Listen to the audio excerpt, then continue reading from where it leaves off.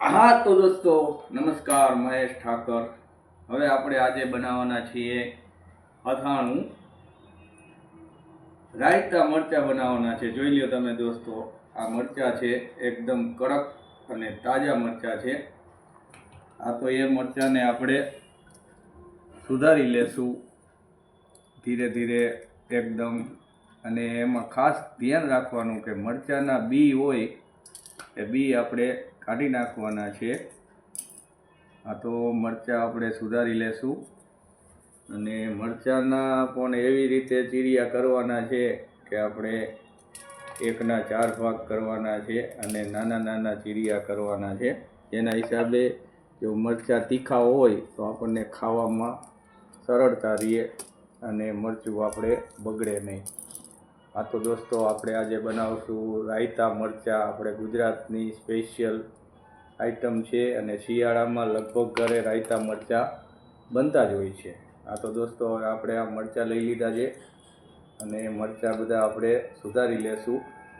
અને તમારે જો 500 ગ્રામ મરચાંનું રાયતા બનાવવા હોય તો એમાં અંદાજે 100 ગ્રામ રાઈના કુરિયા, 2-3 ચમચી હળદર અને સ્વાદ પ્રમાણે મીઠું અને સ્વાદ પ્રમાણે તમારે નાખવાનું થશે લીંબુ। જો કોઈને ખાટા મરચાં ભાવતા હોય તો લીંબુ થોડુંક વધારે નાખવું અને બહુ ખટાશ ન ગમતી હોય તો લીંબુ એ પ્રમાણે ઓછું નાખવું।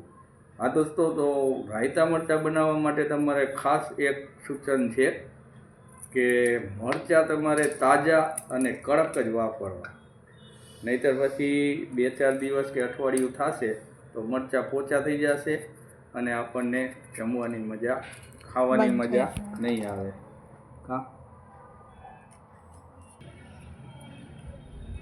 હા તો દોસ્તો હવે આપણે બધું જ મટીરિયલ તૈયાર થઈ ગયું છે। સુધારેલા મરચાં છે, હળદર છે, મીઠું છે અને રાઈના કુરિયા છે। હા તો દોસ્તો રાઈના કુરિયાને શું કરવાનું છે, થોડાક ખાંડી લેવાના છે। જે આખા કુરિયા હોય એને થોડાક કદુકસ એટલે કે થોડા થોડા ખાંડી લેવાના છે। અને આ છે આપણું તેલ। તેલમાં પણ બહુ તેલ નહીં નાખવાનું, તેલ થોડુંક જ નાખવાનું અને તેલ છે ને પહેલાં ગરમ કરી નાખવાનું, પછી એને ઠરવા દેવાનું। હાવ તેલ ઠરી જાય પછી જ તમારે એની અંદર આ બધું મટીરિયલ, આ બધી વસ્તુ આપણે નાખવાની છે। તો દોસ્તો આપણે 2 મિનિટ રાહ જોશું, તેલ ઠરી જાય એટલે આપણે હળવે હળવે બધી વસ્તુ આપણે એમાં ઉમેરી દઈશું અને છેલ્લે આપણા મરચાં એમાં ઉમેરી દઈશું। આ તો દોસ્તો હવે તેલ થોડું ગરમ છે, થોડી વાર આપણે એને હલાવશું એટલે તેલ ઠંડુ થઈ જશે। ઠરી ગયું છે તો એ ઠરેલા તેલમાં આપણે પહેલાં રાઈના કુરિયા નાખી દઈશું। રાઈના કુરિયા નાખી અને આપણે એક ચમચીથી હલાવી લઈશું। ચમચી લે। હા તો હવે આપણે રાઈના કુરિયા તેલની અંદર એડ કરી દીધા છે। તમે જોઈ લ્યો એકદમ એકલસ રીતે એડ થઈ ગયા છે। હવે એની અંદર આપણે 2 ચમચી હળદર નાખવાની છે। હળદર બહુ ઓછી નાખવાની, નહીંતર હળદરનો જાજો સ્વાદ આવે તો આપણને મરચાં ખાવાની મજા ન આવે, એટલા માટે 2 ચમચી હળદર નાખવાની છે। અને પછી એની અંદર સ્વાદ પ્રમાણે મીઠું, કોઈને ખારું ફાવતું હોય તો થોડુંક મીઠું વધારે નાખવાનું, કોઈને ઓછું ફાવતું હોય તો મીઠું ઓછું નાખવાનું। તો આપણે આ બધી મટીરિયલ આપણે મિક્સ કરી લેશું। જોઈ લ્યો દોસ્તો કેવો કલર આવ્યો છે, એકદમ ફર્સ્ટ ક્લાસ કલર આવી ગયો છે। અને આપણે હવે એની અંદર લીંબુ એડ કરી દઈશું। લીંબુનો રસ અને લીંબુ 2 થી 3 લીંબુ ગળી લેવા, લીંબુનો રસ કાઢી લેવાનો અને એને ગળણી દ્વારા ગાળી જ નાખી દેવાનો। એના હિસાબે લીંબુના બી છે કે કોઈ પણ વસ્તુ ઉમેરી દીધો છે અને એકદમ આપણું મટીરિયલ જેને કહેવામાં આવે મસાલો તૈયાર થઈ ગયો છે। એની અંદર આપણે હવે સુધારેલા સમારેલા મરચાં એડ કરશું। તો મરચાંમાં દોસ્તો એવું કરવાનું કે પહેલાં મરચાંને આ રીતે આપણે હલાવી લેવાના, એટલે કે એના જે બી હોય મરચાંના એ બી અંદર આવે નહીં અને નીચે બી રહી જાય। તો આપણે હવે મરચાં એની અંદર ઉમેરી દઈશું। મરચાં આપણે ઉમેરી દીધા છે અને તમે જોઈ લ્યો આ મરચાંના બી પણ છે નીકળી ગયા છે. એ બી આપણે ફેંકી દેવાના. હવે આને આપણે એકદમ હલાવી લેવાના છે. મરચાંને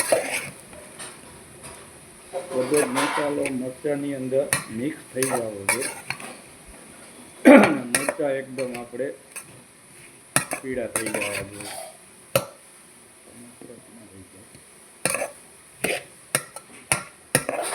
જો ચમચેથી હલાવવાની મજા ન આવતી હોય તો પછી આપણે આ રીતે મરચાંને મિક્સ કરી નાખવાના છે.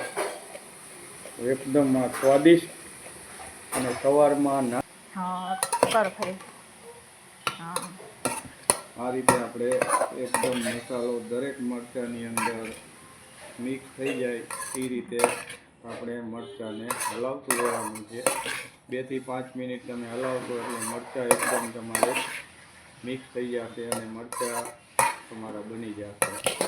તો દોસ્તો આ છે આપણા ગુજરાતના ફેમસ રાયતા મરચાં, જે આપણે સવારમાં બધા જ ગુજરાતીઓ ગાંઠિયા સાથે, ભાખરી સાથે, ચા અને ભાખરી સાથે પણ આપણે રોજ જમતા હોઈએ છીએ, નાસ્તામાં ઉપયોગ કરતા હોઈએ છીએ.